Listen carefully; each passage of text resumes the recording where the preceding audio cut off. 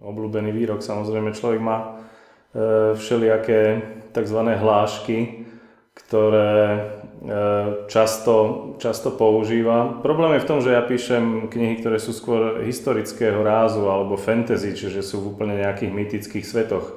A tam ťažko používať nejaké výrazivo súčasné, mestské, alebo poviem to rovno, že krčmové napríklad. Ťažko niečo také tam zapracovávať, samozrejme.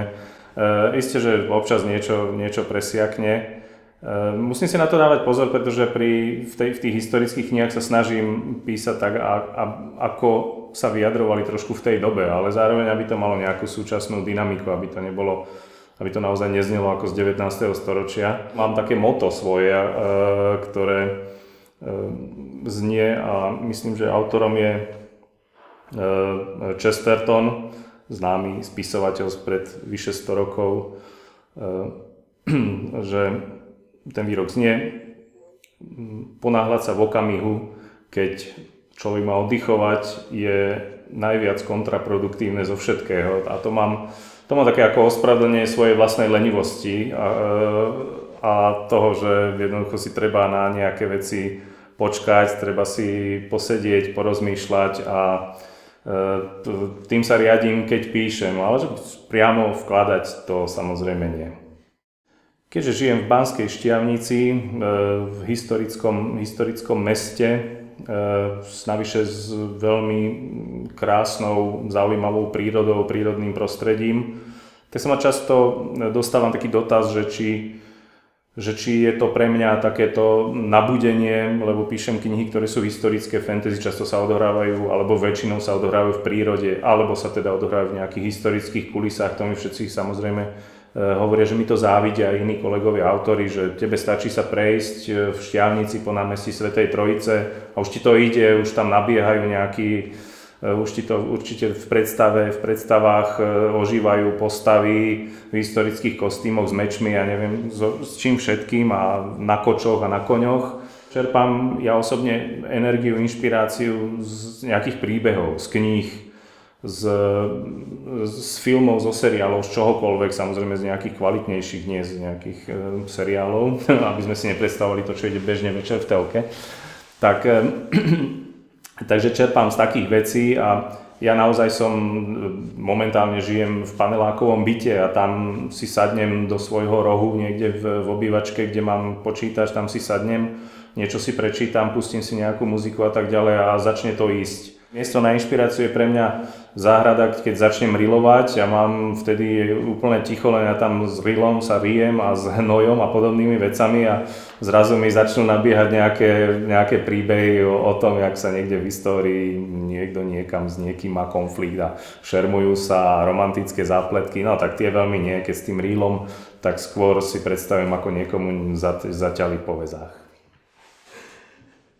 Koho by som chcel stretnúť? Mám takého hrdinu v svojej sérii kníh, detektívok historických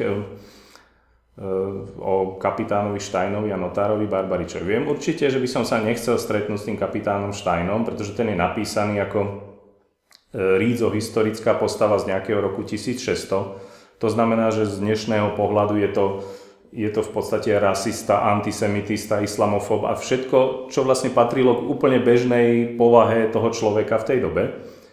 A proti nemu stojí Matej Barbarič, to je taký ako osvietenec, v podstate človek s nejakým súčasným myslením a toho by som chcel stretnúť, pretože to je skutočná historická postava, skutočne to bol banskoštiavnický notár v tej dobe, okolo roku 1600, bol to údajne veľmi vzdelaný človek. Notár znamenalo, že v tej dobe to bol v podstate mestský právnik, zastupoval mesto na súdoch a dokonca písal básne, mal obrovskú knižnicu na tú dobu a tak ďalej.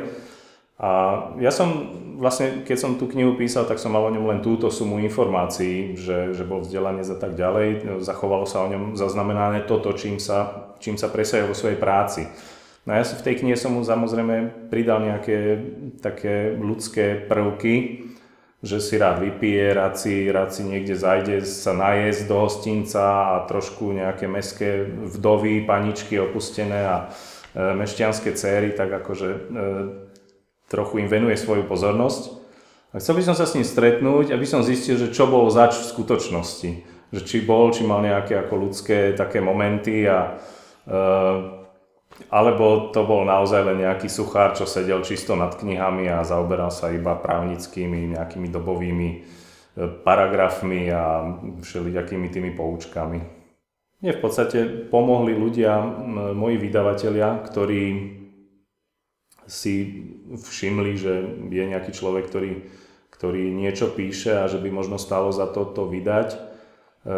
Všetci ľudia, ktorí ma vydávajú, všetci vydavatelia, či už mám 2 slovenských, dokonca 3 českých vydavateľov, každý z nich je môj priateľ osobný a vyvinulo sa to tak, že každý bol môjim kamarátom, s ktorým som si týkal a poznali sme sa ešte predtým, než sme začali spolupracovať, čo je zase vynikajúci námet pre začínajúcich autorov. Keď sa chcete presadiť, tak sa skamarátite so šéfmi veľkých vydavateľstiev.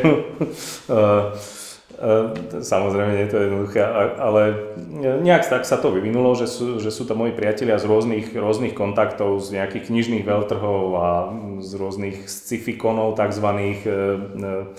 Takže poznali sme sa a oni nejak vložili do mňa nejakú dôveru, alebo už tak sa im aj zdalo, že prišli za mnou a pýtali sa, nenapíšeš pre mňa niečo, skús niečo napísať.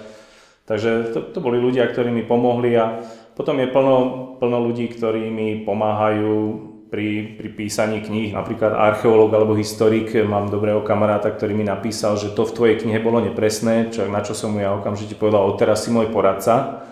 Odtedy mu dávam, povedzme, čítať rukopis, pýtam sa ho na rôzne súvislosti, ktoré potrebujem do tej knihy. Čo sa týka pomoci iným ľuďom, tak čo sa týka, keď vezmeme do úvahy túto moju profesiu, ak to tak nazvem, alebo remeslo, je mnoho začínajúcich mladých autorov, ktorí mi často píšu, chcú mi poslať svoje romány a poviedky a veľmi radi by počuli nejaké moje vyjadrenie k nim. Priznám sa, že v tomto som trošku